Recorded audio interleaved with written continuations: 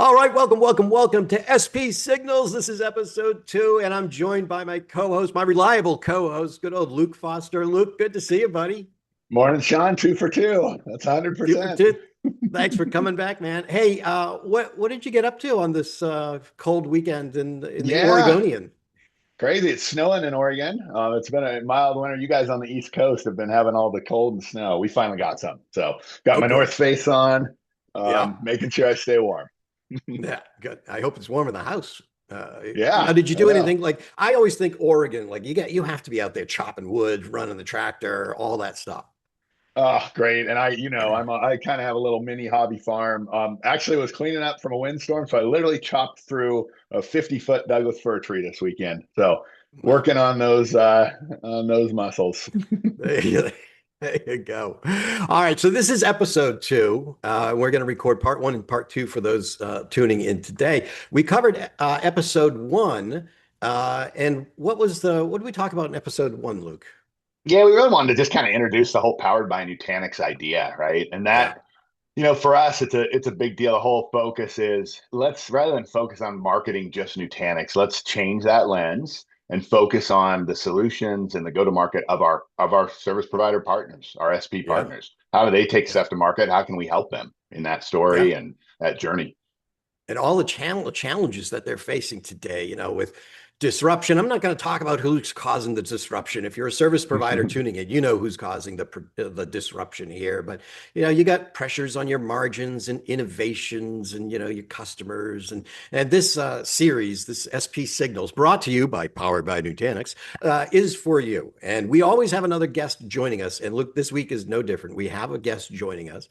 It's a mystery guest. You don't know who it is. I'm going to tease it out though and see if you can guess who Okay, this all mystery right. guest is. This person is really very humble. So Mhm. humble that Okay. in their bio on GitHub, it says newbie to DevOps. And they are not a Hmm. newbie to DevOps. I This don't must know be if this is someone in their humble. 20s then. I don't know if this is like really humble or if this is like a humble brag or something like that. Like it's like Tom Brady saying he's a newbie to, football. Um, but what gets me about this guest too is that the list of certifications they have, I don't think I've heard of half of them. For example, they are a Nutanix certified advanced professional. So that's an NCAP, I guess, NCAP. I don't know. They're a Nutanix certified sales representative. I know what you're saying. Oh, that's cool. No, level 2. Nutanix certified sales Nice. representative, level 2. They're an AWS certified solution Oh, architect. And geez. then they've got 11 more that I'm not even going to talk about. 11 more certifications to their credit.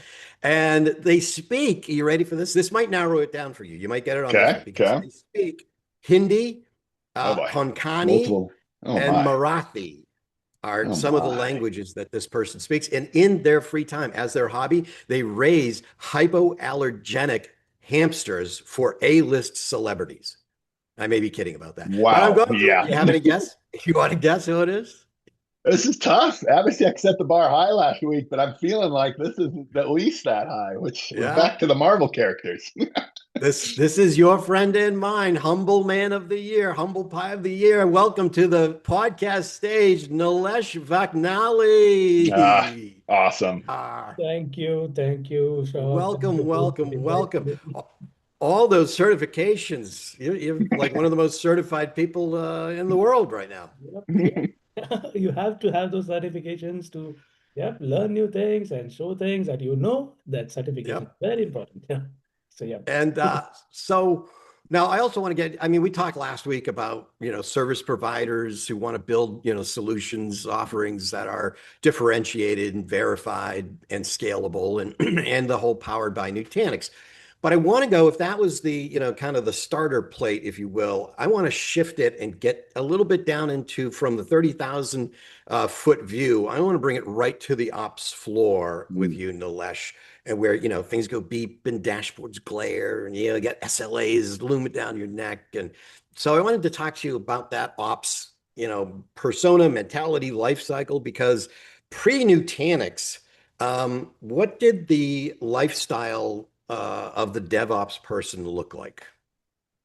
Uh, so in an SP world, right, when the service provider are capable to create custom services, as per the end user requirements. This person who is a DevOps expert, who is an infrastructure expert, to some extent who is a networking expert, he gives that personalized touch, right? Because you can talk to this person, you can get on to a call with him on a Zoom or on a Teams, and then you Mhm. get to talk to him, you understand what he wants to build for you, and he also gives his experience behind it, right? So he comes with a solution to the problem that you have, Yeah. right? What you just need to do is communicate your problem in a proper way to him. You let him understand what you're facing, and he comes with the solution. Mm. So that Yeah. is the day in and day out of a DevOps engineer or any engineer in a service provider environment. So we Mm. are lucky that we get to talk to them a lot. And it's so nice to see the experience that they have and how they quickly understand the problem, right? And get to the solution. So And that's what the big what are difference. some of the challenges that these DevOps folks are facing? Are these like I hear terms all the time, and Luke, you probably hear them too: legacy Yeah. sprawl, and solutions that are bolted together, and baling wire, and duct tape, and all that stuff. Is that some of the challenges still, or are they facing new challenges? These challenges that you just spoke about, they still exist, but I would say they have become much more complicated now. Yeah. But Ramped up. yeah, because now, right, people are looking at how to move stuff, how to make it easy to move from Hmm. one area to another area, maybe from one platform to another platform, and then how to connect these two islands together. All right. Yeah. So these are the challenges which the guys are facing and are interested to know more about, and they find it simpler with the software solutions that we have, right, which can bridge together these two islands and help them to solve this complex issue.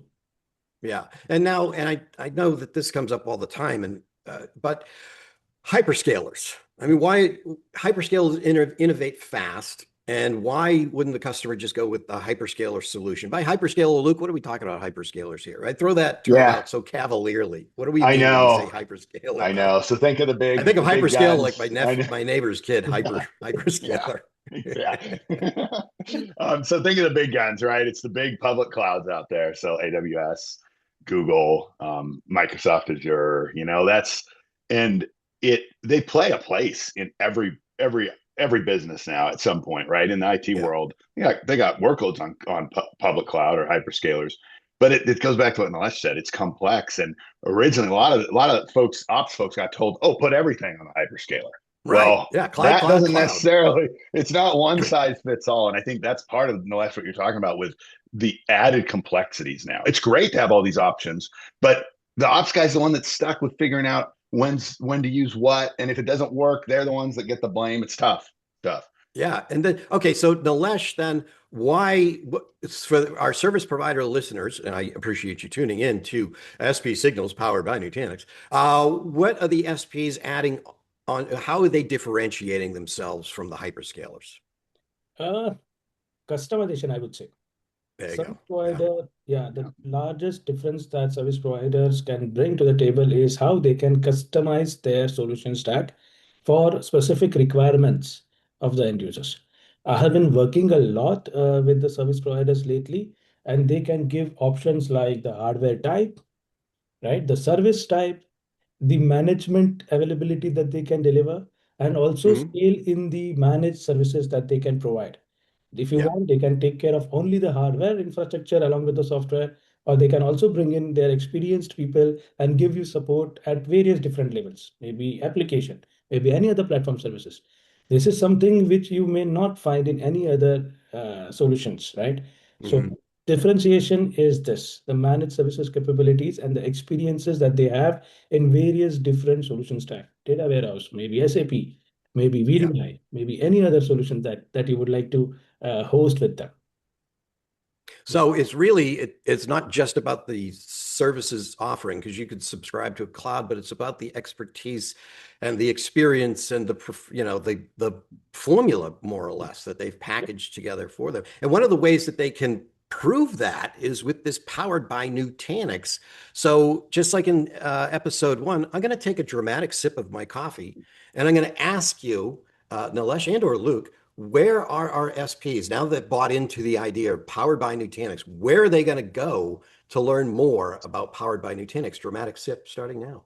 Yeah, good timing. Yeah, so we've already got a blog out there on the Nutanix corporate site. And I mentioned last time we've got a lot coming at .next, kind of the formal rollout, which will be great. You know, whole landing page, all kinds of documentation and marketing docs on it. But yeah, we're kicking off. We're already working with some of our initial beta customers, which is awesome to get. Rather than doing this in a box, we want their feedback, right? So we're literally talking to our service provider partners. Awesome. All right, tune in for part 2 of this episode. Link down in the comments below. Enjoy.